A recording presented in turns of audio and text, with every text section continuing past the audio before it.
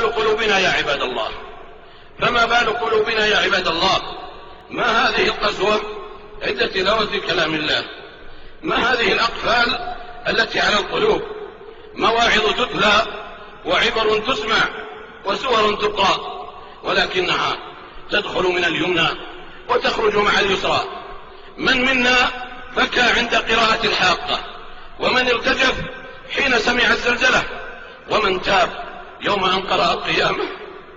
ما هذا الران الذي على القلوب؟ أفقدت قلوبنا من حجر؟ أفقدت قلوبنا من حجر؟ أما إنه لو أنزل هذا القرآن على جبل لخشع وتصدع من خشية الله، ولكن قست القلوب فهي كالحجارة أو أشد قسوة. وإن من الحجارة لما يتفجر منه الأنهار، وإن منها لما يشقق فيخرج منه الماء، وإن منها لما يهبط من خشية الله، وما الله بغافل عما تعملون. أعاذنا الله وإياكم من القسوة والغفلة.